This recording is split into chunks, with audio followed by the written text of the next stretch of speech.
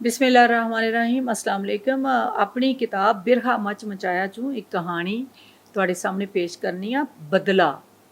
वेड़े बैठी हर अख खौरे क्यों दुख दर्द ते हैरत विच डुੱਬੀ ਹੋਈ ਸੀ। ਸਭ ਰੋਣ ਪਿੱਟਣ ਲੱਗੇ ਸਨ। ਮੇਰੇ ਭੈਣ ਭਰਾ ਧੀ ਤੇ ਦੂਜੇ ਸਾਕ ਟਾਈ ਟਾਈ ਰੋਂਦੇ ਮੇਰੇ ਵੱਲੋਂ ਵੇਖ ਰਹੇ ਸਨ। ਨਹੀਂ, ਉੱਥੇ ਬੈਠੇ ਸਭ ਲੋਕੀ ਹੀ ਮੇਰੇ ਵੱਲੋਂ ਵੇਖ ਰਹੇ ਸਨ। ਖੌਰੇ ਮੈਂ ਮਰ ਗਈ ਸਾਂ। ਮੈਂ ਆਪਣੇ ਵੱਲ ਦੇਖਿਆ ਤੇ ਨੇੜੇ ਖਲੋਤੀ ਕੁੜੀ ਨੂੰ ਆਵਾਜ਼ ਮਾਰੀ। ਮੈਂ ਆਪਣੇ ਵੱਲ ਵੇਖਿਆ ਤੇ ਨੇੜੇ ਖਲੋਤੀ ਕੁੜੀ ਨੂੰ ਆਵਾਜ਼ ਮਾਰੀ। ਉਹਨੇ ਫਟ ਜੀ ਚਾਚੀ ਆਖਿਆ ਤੇ ਮੈਨੂੰ ਪੱਕ ਹੋ ਗਿਆ ਕਿ ਮੈਂ ਜੀਵਤ ਹਾਂ, ਪਰ ਕੌਣ ਮਰ ਗਿਆ ਹੈ। ਲੋਕ ਕਿਉਂ ਰੋਂਦੇ ਪਏ ਨੇ? ਮੇਰੇ ਸੱਜੇ ਪਾਸੇ ਪੀੜੀ ਤੇ ਬੈਠੀ ਮੇਰੀ ਸੱਸ, ਜਿਹੜੀ ਪੂਰੇ ਪਿੰਡ ਦੀ ਮਾਈ ਖੈਰਾਂ ਏ, ਅੱਜ ਉਹਦੀ ਆਪਣੀ ਖੈਰ ਗਵਾਚੀ ਲੱਗਦੀ ਸੀ। ਆਪਣੇ ਪੋਛਣ ਚੋਂ ਪੌਣ ਸਦੀ ਦੀਆਂ ਰਮਜ਼ਾਂ ਖੋਲ ਦੁਹਾਈਆਂ ਕਿਉਂ ਪਈ ਦਿੰਦੀ ਏ। ਇਹ ਤੇ ਕਦੇ ਨਹੀਂ ਸੀ ਰੋਈ। ਬੜਾ ਤੌਰਾ ਸੀ ਇਹਦਾ। ਕਿਸੇ ਨੂੰ ਖੰਘਣ ਨਹੀਂ ਸੀ ਦਿੰਦੀ ਗਲੀ ਵਿੱਚ। ਜਵਾਨੀ 'ਚ ਰੰਡੀ ਹੋ ਗਈ ਤੇ ਫਿਰ ਮਰਦਾਂ ਵਾਂਗ ਪੱਗ ਬੰਨ੍ਹ ਕੇ ਮੈਦਾਨ ਵਿੱਚ ਆ ਗਈ। ਬੜੇ ਲੋਕਾਂ ਆਖਿਆ ਦੂਜਾ ਵਿਆਹ ਕਰ ਲੈ। ਇਹ ਨਾ ਮੰਨੀ। ਕੱਲੇ ਪੁੱਤਰ ਨੂੰ ਪਾਲਣ ਲਈ ਜ਼ਮੀਨਦਾਰੀ ਵੀ ਕੀਤੀ ਤੇ ਘਰ ਵੀ ਸੰਭਾਲਿਆ, ਪਰ ਹਰ ਵੇਲੇ ਉਂਗਲੀ ਲਾ ਕੇ ਰੱਖਣ ਵਾਲੇ ਮੁੰਡੇ ਨੂੰ ਬੰਦੇ ਦਾ ਪੁੱਤਰ ਨਾ ਬਣਾ ਸਕੀ। ਹਾਲਾਂ ਉਸ ਜਮਾਤਾਂ ਬਹੁਤ ਪੜੀਆਂ, ਪਰ ਅੰਦਰੋਂ ਡੰਗਰ ਦਾ ਡੰਗਰ ਹੀ ਰਿਹਾ। ਦਫਾ ਕਰੋ, ਮੈਨੂੰ ਉਹਦੇ ਨਾਲ ਕੀ। ਪਰ ਮਾਈ ਖੈਰਾਂ ਕਿਉਂ ਹੱਥ ਮਲਦੀ ਤੇ ਫੂਕਾਂ ਮਾਰਦੀ ਪਈ ਏ। ਵਾਲਾ ਫੂਕਾਂ ਮਾਰਨ ਨਾਲ ਗਰਮੀ ਘਟ ਜਾਣੀ ਏ।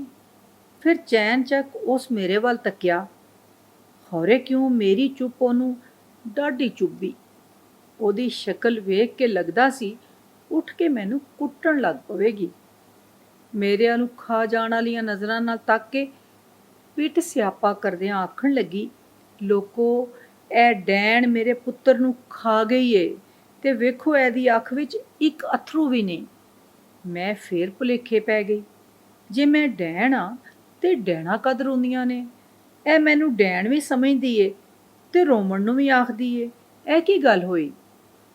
ਸੁਣਿਆ ਏ ਡੈਣਾ ਤੇ ਲੋਕਾਂ ਦੇ ਘਰ ਉਜਾੜ ਦਿੰਦੀਆਂ ਨੇ। ਮੈਂ ਕੀ ਕੀਤਾ ਏ? ਮੈਂ ਕਿਉਂ ਰੋਵਾਂ? ਮੈਂ ਕਿਹਦਾ ਘਰ ਉਜਾੜਿਆ ਏ? ਮੈਂ ਕਿਹਨੂੰ ਬਰਬਾਦ ਕੀਤਾ ਏ? ਮੈਂ ਵਰਾਂਡੇ ਦੇ ਥੰਮ ਨਾਲ ਟੇਕ ਲਾ ਕੇ ਅੱਖਾਂ ਬੰਦ ਕੀਤੀਆਂ ਹੀ ਸਨ ਕਿ ਅਚਨਚੇਤ ਬੂਹਾ ਖੁੱਲ੍ਹ ਗਿਆ। ਰਸੋਈ ਚੋਂ ਇੱਕ 18 ਕੁ ਵਰ੍ਹਿਆਂ ਦੀ ਸੋਹਣੀ ਕੁੜੀ ਨਿਕਲੀ। ਕੋਲਿਆਂ ਦੀ ਅੱਗ ਨਾਲ ਉਹਦਾ ਚਿੱਟਾ ਦੁੱਧ ਰੰਗ ਗੁਲਾਬ ਵਾਂਗੂ ਖਿੜਦਾ ਜਾਪ ਰਿਹਾ ਸੀ। ਉਮਰ ਤੋਂ ਵੱਧ ਸੁਘੜ ਤੇ ਸਿਆਣੀ। ਜਦ ਉਹ ਆਪਣੇ ਸਾਹਮਣੇ ਬੈਠੇ 27-28 ਵਰ੍ਹਿਆਂ ਦੇ ਮੰਗੇਤਰ ਨੂੰ ਵੇਖ ਕੇ ਸ਼ਰਮਾਈ ਤੇ ਉਹਨੂੰ ਹਰ ਪਾਸੇ ਖੁਸ਼ੀਆਂ ਝੁੰਮਰ ਪਾਉਂਦੀਆਂ ਦਿਸਣ ਲੱਗ ਪਈਆਂ। ਜੀਵਨ ਨੇ ਬਨੇਰੇ ਤੋਂ ਰੰਗਾਂ ਭਰੀ ਪਰਾਤ ਉਹਦੇ ਵਿਹੜੇ ਖਿਲਾਰੀ ਤੇ ਸ਼ਗਨ ਸ਼ੁਰੂ ਹੋ ਗਏ। ਅਗਲੇ ਹਫ਼ਤੇ ਹੀ ਤੇ ਦੋਵਾਂ ਦਾ ਵਿਆਹ ਸੀ। ਵਿਆਹ ਹੋ ਗਿਆ ਤੇ ਉਹਦੇ ਪੈਰ ਜ਼ਮੀਨ ਨਾਲ ਗੱਲ ਕਰਨਾ ਹੀ ਭੁੱਲ ਗਏ। ਹਰ ਵੇਲੇ ਖੁਸ਼ੀ ਨਾਲ ਉੱਡਦੀ ਫਿਰਦੀ। ਰੱਬ ਨੇ ਪਹਿਲਾ ਪੁੱਤਰ ਦਿੱਤਾ ਤੇ ਸਾਰੀ ਬਰਾਦਰੀ ਟੋਕਰੇ ਮਠਿਆਈਆਂ ਦੇ ਲੈ ਕੇ ਆਈ। ਉਹਦੀ ਸੱਸ ਪੋਤਰੇ ਦੇ ਸਦਕੇ ਦਿੰਦੀ ਹੀ ਨਹੀਂ ਥੱਕਦੀ ਸੀ। ਰਸ਼ੀਦ ਉਹਦਾ ਘਰ ਵਾਲਾ ਪੁੱਤਰ ਹੋਣ ਮਗਰੋਂ ਹੋਰ ਆਕੜ ਕੇ ਟੁਰਨ ਲੱਗ ਪਿਆ। ਬਾਕੀ ਵੱਡੇ ਭਰਾਵਾਂ ਦੇ ਘਰ ਧੀਆਂ ਦੀ ਲੰਮੀ ਲੈਣ ਜੋ ਸੀ। ਪੂਰੇ ਖਾਨਦਾਨ ਵਿੱਚ ਪਹਿਲਾ ਪੁੱਤਰ ਜੰਮਿਆ ਸੀ, ਨਸਲ ਨੂੰ ਅੱਗੇ ਟੋਰਨ ਵਾਲਾ। ਬਾਕੀ ਨੂੰਹਾਂ ਬੈਠੀਆਂ ਬਿਠਾਈਆਂ ਨਹਿਸ਼ ਲੱਗਣ ਲੱਗ ਪਈਆਂ। ਕਰਮਾਂ ਲਈ ਪੈਰ ਧਰਿਆ ਤੇ ਰੱਬ ਨੇ ਮੇਰੀ ਝੋਲੀ ਖੈਰ ਪਾਈ।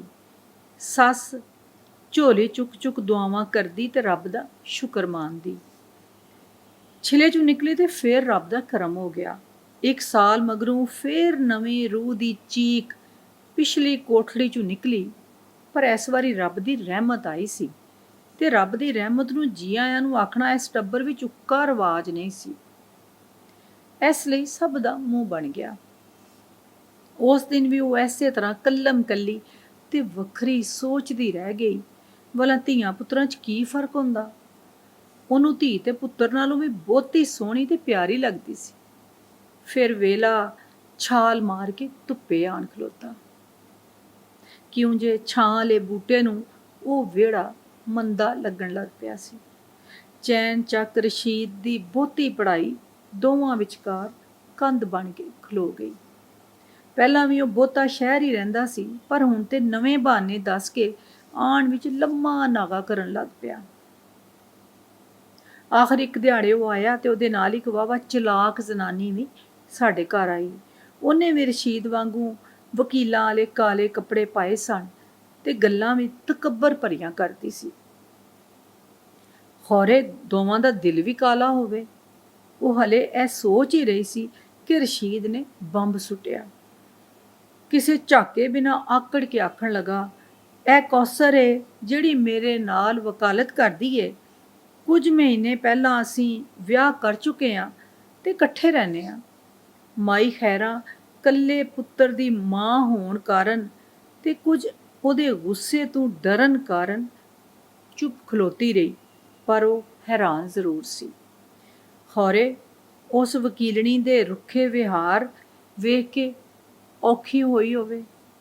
ਰਸ਼ੀਦ ਨੇ ਮਾਂ ਨੂੰ ਖੁਸ਼ ਕਰਨ ਲਈ ਇੱਕ ਹੋਰ ਐਲਾਨ ਕੀਤਾ, ਹੁਣ ਇਹ ਵੀ ਮੇਰੇ ਬੱਚੇ ਦੀ ਮਾਂ ਬਣਨ ਵਾਲੀ ਏ। ਬੇਬੇ ਤੂੰ ਇੱਕ ਵਾਰੀ ਫੇਰ ਦਾਦੀ ਬਣਨ ਦੀ ਤਿਆਰੀ ਕਰ ਲੈ। ਮਾਈ ਖੈਰਾ ਹੱਸਣ ਲੱਗ ਪਈ। ਉਹਨੂੰ ਤੇ ਯਾਦ ਵੀ ਨਾ ਰਿਹਾ ਕਿ ਉੱਥੇ ਕੋਈ ਹੋਰ ਵੀ ਖਲੋਤਾ ਏ। ਸਤ ਬਿਸਮਿਲ੍ਲਾ, ਜੀ ਆਇਆਂ ਨੂੰ। ਮੇਰਾ ਪੁੱਤਰ ਤੇ ਨੂੰਹ ਪਹਿਲੀ ਵਾਰੀ ਆਏ ਨੇ, ਚਲੋ ਅੰਦਰ ਚੱਲ ਕੇ ਬਹਿਨੇ ਆ। ਉਹ ਝੱਟ ਪਹਿਲੋਂ ਵਾਲੀ ਸਾਰੀ ਪਰੇਸ਼ਾਨੀ ਭੁੱਲ ਗਈ। ਰਸ਼ੀਦ ਇੱਕ ਵਾਰੀ ਫੇਰ ਬੋਲਿਆ, ਤੈਨੂੰ ਪਤਾ ਹੈ ਅਸੀਂ ਤੇ ਬੜੇ ਰੁੱਝੇ ਰਹਿੰਦੇ ਆ, ਪਰ ਤੇਰੇ ਨਾਲ ਇਹਨੂੰ ਮਿਲਾਣਾ ਵੀ ਜ਼ਰੂਰੀ ਸੀ। ਫਿਰ ਮੈਂ ਕਿਹਾ ਤੇਰੀਆਂ ਦੁਆਵਾਂ ਵੀ ਲੈ ਆਵਾਂ। ਮਾਈ ਚੰਗੀ ਹੁੰਦੀ ਤੇ ਆਖਦੀ, ਮੇਰੇ ਨਾਲ ਮਿਲਾਣਾ ਹੀ ਜ਼ਰੂਰੀ ਨਹੀਂ ਸੀ। ਵਿਆਹ ਤੋਂ ਪਹਿਲੋਂ ਮੈਨੂੰ ਦੱਸਣਾ ਤੇ ਆਪਣੀ ਪਹਿਲੀ ਵੋਟੀ ਕੋਲੋਂ ਪੁੱਛਣਾ ਵੀ ਜ਼ਰੂਰੀ ਸੀ, ਪਰ ਉਹ ਕੁਝ ਨਾ ਬੋਲੀ ਤੇ ਨੁਕਰੇ ਲੱਗੀ ਪਹਿਲੀ ਵੋਟੀ ਵਿੱਚ ਚੁੱਪ ਵੱਟੀ ਖਲੋਤੀ ਰਹੀ। ਹਾਂ ਚੇਤੇ ਆਇਆ, ਐਸੇ ਤਰ੍ਹਾਂ ਥੰਮ ਨਾਲ ਢੋ ਲਾ ਕੇ ਖਲੋਤੀ ਉਹ ਜ਼ਨਾਨੀ ਮੈਂ ਹੀ ਤੇ ਸਾਂ, ਤੇ ਮੇਰੇ ਲਈ ਸਭ ਕੁਝ ਬਦਲ ਗਿਆ ਸੀ। ਚੈਨ ਚੱਕ ਵਰਾਂਡੇ ਦੀ ਛੱਤ ਮੇਰੇ ਤੇ ਡਿੱਗ ਪਈ। ਮੇਰਾ ਅੰਗ ਅੰਗ ਜ਼ਖਮੀ ਹੋ ਗਿਆ। ਮੈਂ ਮਰਨ ਵਾਲੀ ਹੋ ਗਈ। ਫਿਰ ਮੈਨੂੰ ਵਿਹੜੇ ਖੇਡਦੇ ਮੇਰੇ ਬੱਚਿਆਂ ਦੇ ਰੋਣ ਦੀ ਆਵਾਜ਼ ਆਈ। ਮੈਂ ਅੱਖਾਂ ਖੋਲੀਆਂ, ਮਲਬਾ ਪਿਛਾਂ ਕੀਤਾ, ਆਪਣੇ ਆਪ ਨੂੰ ਜੋੜਿਆ ਤੇ ਉੱਠ ਖਲੋਤੀ। ਮੇਰੇ ਗੁਲਾਬੀ ਕੱਪੜੇ ਦੁੱਖਾਂ ਦੀ ਧੂੜ ਨਾਲ ਲੱਟੇ ਗਏ। ਉਹਨਾਂ ਦੋਵਾਂ ਦੇ ਕਾਲੇ ਕੱਪੜੇ ਮੇਰਾ ਨਸੀਬ ਬਣ ਗਏ। ਮੇਰੇ ਕੋਲੋਂ ਤੇ ਸ਼ਿਕਵਾ ਵੀ ਕਰਨਾ ਹੋਇਆ। ਬਿਟ ਬਿਟ ਉਸ ਘਰ ਦੀਆਂ ਬੇਫੈਜ਼ ਕੰਧਾਂ ਨੂੰ ਤੱਕਦੀ ਰਹਿ ਗਈ। ਮੇਰਾ ਸੁਣਿਆਪਾ ਤੇ ਸੁਗੜਾਪਾ ਡਿਗਰੀਆਂ ਥੱਲੇ ਆ ਕੇ ਮੰਧੋਲਿਆ ਗਿਆ। ਫਿਰ ਉਸੇ ਵੇਲੇ ਮੈਂ ਆਪ ਉਹਦਾ ਸਾਹ ਘੁੱਟ ਕੇ ਅੱਥੀਂ ਉਸੇ ਵੇਲੇ ਦਫਨਾ ਵੀ ਦਿੱਤਾ। ਭੈੜਾ ਜਿਹਾ ਚੋਲਾ ਪਾ ਲਿਆ ਤੇ ਸੁਫਨਿਆਂ ਨੂੰ ਅੰਗੀਠੀ ਵਿੱਚ ਸੁੱਟ ਦਿੱਤਾ। ਐਨੇ ਚਿਰ 'ਚ ਉਹ ਕਲਮੋਈ ਤੇ ਰਸ਼ੀਦ ਖਾ ਪੀ ਕੇ ਬਾਹਰ ਨਿਕਲ ਰਹੇ ਸਨ। ਤਿੰਨੋਂ ਹੱਸ ਰਹੇ ਸਨ। ਕਿਸੇ ਨੇ ਮੇਰੇ ਤੇ ਮੇਰੇ ਬੱਚਿਆਂ ਵੱਲ ਨਾ ਤੱਕਿਆ। ਸੋਚਣਾ ਤੇ ਦੂਰ ਦੀ ਗੱਲ ਏ, ਉਸ ਦਿਨ ਰਸ਼ੀਦ ਨੇ ਨੁਮਾਨ ਨੂੰ ਕੁੱਛੜ ਚੁੱਕ ਕੇ ਪਿਆਰ ਵੀ ਨਾ ਕੀਤਾ। ਖੌਰੇ ਨਵੀਂ ਵਹੁਟੀ ਤੋਂ ਡਰਦਾ ਸੀ ਜਾਂ ਖਿਆਲ ਵਿੱਚੋਂ ਵੀ ਨਿਕਲ ਗਿਆ।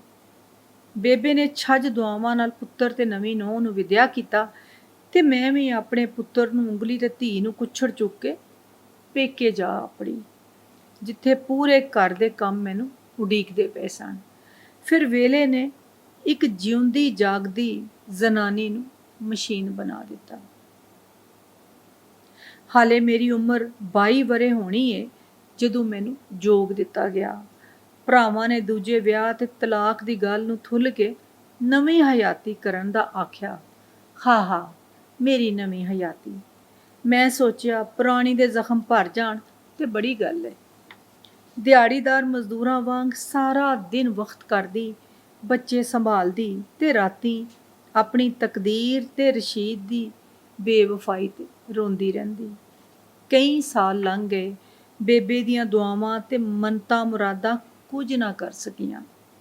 ਰੱਬ ਨੇ ਉੱਪਰ ਥੱਲੇ ਰਸ਼ੀਦ ਨੂੰ 4 ਧੀਆਂ ਦਿੱਤੀਆਂ ਤੇ ਹਰ ਧੀ ਦੇ ਜੰਮਣ ਤੇ ਉਹ ਅੰਦਰੋਂ ਨੀਵਾਂ ਹੁੰਦਾ ਗਿਆ। ਰੱਬ ਭਲਾ ਕਰੇ ਮੇਰੇ ਜੇਠ ਦਾ, ਜਿਨੇ ਮੇਰੇ ਬਾਲਾਂ ਦੀ ਪੜ੍ਹਾਈ ਦਾ ਜ਼ਿੰਮਾ ਚੁੱਕਿਆ। ਤੇ ਫਿਰ ਇੱਕ ਦਿਨ ਮੇਰਾ ਨੁਮਾਨ ਡਾਕਟਰ ਬਣ ਗਿਆ। ਵੇਲੇ ਨੇ ਮੇਰੇ ਅੰਦਰੋਂ ਸਾਰੀ ਹਮਦਰਦੀ, ਪਿਆਰ ਤੇ ਸ਼ਫਕਤ ਨਿਚੋੜ ਲਈ ਸੀ।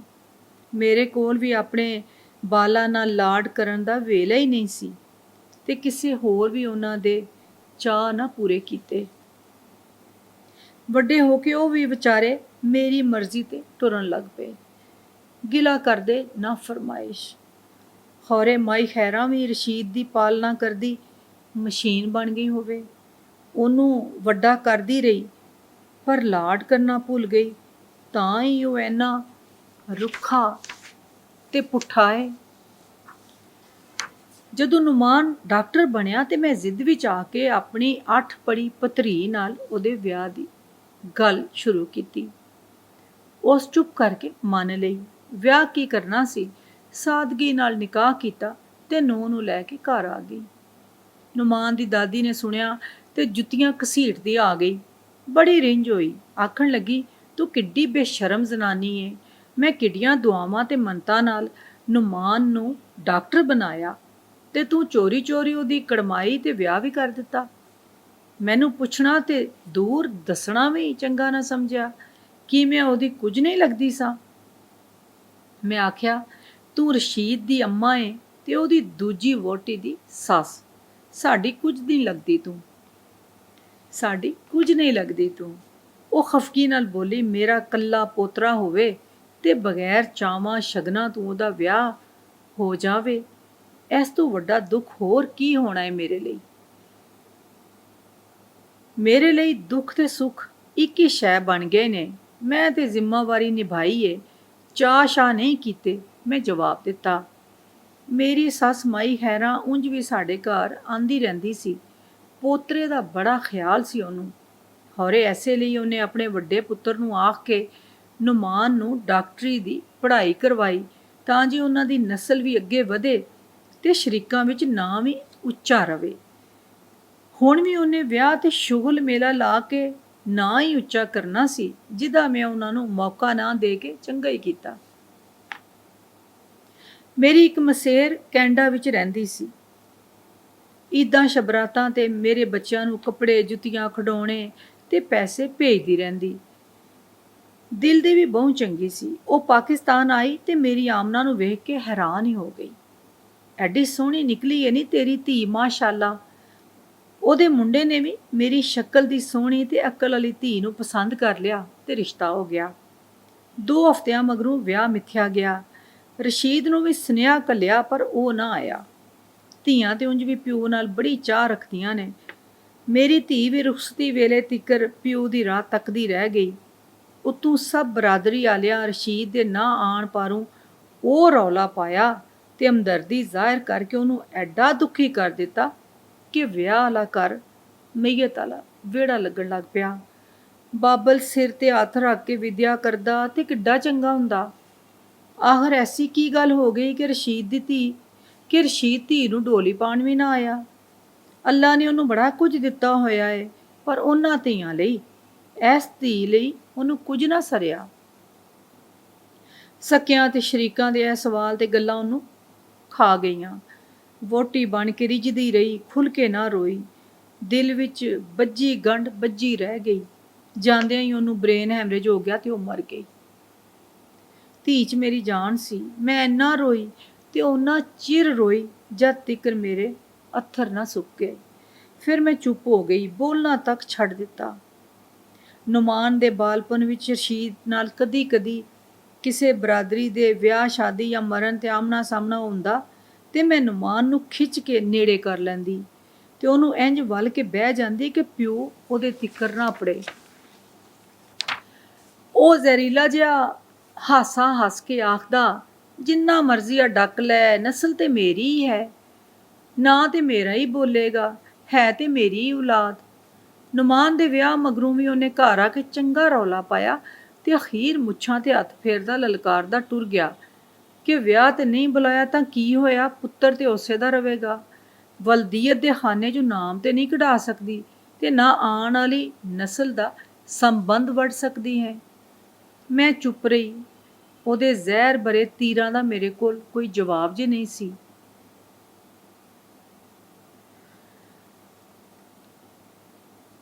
ਜਦੋਂ 1.5 ਸਾਲ ਬਾਅਦ ਮੇਰੇ ਘਰ ਪੋਤਰੀ ਜੰਮੀ ਤੇ ਮੈਨੂੰ ਲੱਗਾ ਕਿ ਮੇਰੀ ਆਮਨਾ ਫਿਰ ਮੇਰੇ ਵਿਹੜੇ ਆ ਗਈ ਹੈ। ਮੈਂ ਪੂਰੇ ਮਹੱਲੇ ਵਿੱਚ ਲੱਡੂ ਵੰਡੇ। ਚੰਗਾ ਵੱਡਾ ਟੋਕਰਾ ਨੁਮਾਨ ਦੇ ਪਿਓ ਨੂੰ ਵੀ ਘੱਲਿਆ। ਲਾਗੀ ਨੇ ਦੱਸਿਆ ਉਸ ਅੱਗੋਂ ਕੋਈ ਨੇਕ ਦੇਣ ਦੀ ਥਾਂ ਮੈਨੂੰ ਚੰਗੀਆਂ ਗਾਲਾਂ ਕੱਢੀਆਂ। ਉਸ ਦਿਹਾੜੇ ਪਹਿਲੀ ਵਾਰੀ ਮੇਰੀ ਸੱਸ ਰੋਈ ਤੇ ਮੈਨੂੰ ਸ਼ੁਦੈਣ ਸੱਦਣ ਲੱਗ ਪਈ, ਜਿਹੜੀ ਪੋਤਰੀ ਦੇ ਜੰਮਣ ਤੇ ਮਠਿਆਈਆਂ ਵੰਡਦੀ ਪਈ ਸੀ। ਖੌਰੇ ਮੈਂ ਸੌ ਗਈ ਸਾਂ। ਅਚਨਚੇਤ ਕਿਸੇ ਮੇਰਾ ਮੁੰਡਾ ਹਿਲਾਇਆ, ਉੱਠ ਬੇਨਸੀਬੇ, ਜਾਣ ਵਾਲੇ ਦਾ ਮੂੰਹ ਤੇ ਤੱਕ ਲੈ। ਨਹੀਂ, ਮੈਂ ਨਹੀਂ ਤੱਕਣਾ। ਮੈਂ ਬੜਾ ਤੱਕਿਆ ਏ, ਮੈਂ ਹੀ ਤੇ ਤੱਕਿਆ ਏ। ਤੂੰ ਮਰ ਗਈ ਏ ਕਿ ਪਾਗਲ ਹੋ ਗਈ ਏ? ਕਿਸੇ ਨੇ ਮੈਨੂੰ ਮੁੱਕੇ ਮਾਰੇ। ਮੈਂ ਕੀ ਆਖਿਆ ਏ? ਮੈਂ ਕੀ ਕੀਤਾ ਏ? ਤੂੰ ਰੋਂਦੀ ਕਿਉਂ ਨਹੀਂ? ਪੁੱਛਿਆ ਗਿਆ। ਮੈਂ ਕਿਉਂ ਰੋਵਾਂ? ਤੂੰ ਲੁੱਟੀ ਗਈ ਏ, ਤੇਰਾ ਕੱਖ ਨਹੀਂ ਰਿਹਾ। ਮੈਂ ਆਖਣ ਵਾਲੀ ਦੇ ਮੂੰਹ ਤੇ ਰੱਖ ਕੇ ਚੁਪੇੜ ਮਾਰੀ। ਮੈਨੂੰ ਬਦਦੁਆਵਾਂ ਕਿਉਂ ਦੇਣੀ ਏ? ਮੈਂ ਤੇਰਾ ਕੀ ਵਿਗਾੜਿਆ ਏ? ਤੂੰ ਮਰ ਗਈ ਏ। ਉਸ ਰੋਂਦਿਆਂ ਮੈਨੂੰ ਗਲੇ ਲਾ ਲਿਆ। ਮੈਂ ਉਹਨੂੰ ਪਿਛਾਂ ਕੀਤਾ ਤੇ ਆਖਿਆ, ਮੈਂ ਜੀਵਤ ਹਾਂ। ਉਹ ਸਾਹਮਣੇ ਬੈਠਾ ਬੰਦਾ ਮਰ ਗਿਆ ਏ, ਟੁੱਟ ਭੱਜ ਗਿਆ ਏ, ਫੀਤਾ ਹੋ ਗਿਆ ਏ। ਮਾਈ ਖੈਰਾ ਮਰ ਗਈ ਏ, ਪੂਰਾ ਟੱਬਰ ਮਰ ਗਿਆ ਏ। ਇਹਨਾਂ ਦਾ ਸ਼ਿਮਲਾ ਡਿੱਗ ਪਿਆ ਏ, ਇਹਨਾਂ ਦਾ ਮਾਨ ਗਵਾਚ ਗਿਆ ਏ, ਇਹਨਾਂ ਦੀ ਆਕੜ ਟੁੱਟ ਗਈ ਏ ਤੇ ਇਹਨਾਂ ਦੀ ਨਸਲ ਮੁੱਕ ਗਈ ਏ। ਮੈਂ ਆਪਣੀ ਪੋਤਰੀ ਨੂੰ ਚੁੱਕ ਕੇ ਟੁਰ ਪਈ। ਲੋਕ ਰਸ਼ੀਦ ਨੂੰ ਸਹਾਰਾ ਦੇ ਕੇ ਉਹਦੇ ਪੁੱਤਰ ਦੇ ਜਨਾਜ਼ੇ ਵੱਲ ਲੈ ਕੇ ਜਾ ਰਹੇ ਸਨ। ਮੈਂ ਕਿਉਂ ਰੋਵਾਂ? ਮੈਂ ਕੈਂਸਰ ਦੀ ਮਰੀਜ਼ ਹਾਂ। 6 ਮਹੀਨੇ ਹੋਰ ਜੀ ਲਵਾਂਗੀ, ਫਿਰ ਆਪਣੇ ਪੁੱਤਰ ਕੋਲ ਟੁਰ ਜਾਵਾਂਗੀ ਹਮੇਸ਼ ਲਈ। ਪਰ ਉਹਨੂੰ ਜਿਸ ਬੀਂ ਤੇ ਮਾਨ ਸੀ, ਉਹਦੀ ਬੇਲ ਤੇ ਖਿਲਰਨ ਤੋਂ ਪਹਿਲੇ ਹੀ ਸੁੱਕ ਗਈ ਸੀ। ਰਸ਼ੀਦ ਤੇ ਇਸ ਉਮਰੇ ਤੀਜਾ ਵਿਆਹ ਵੀ ਨਹੀਂ ਕਰ ਸਕਦਾ।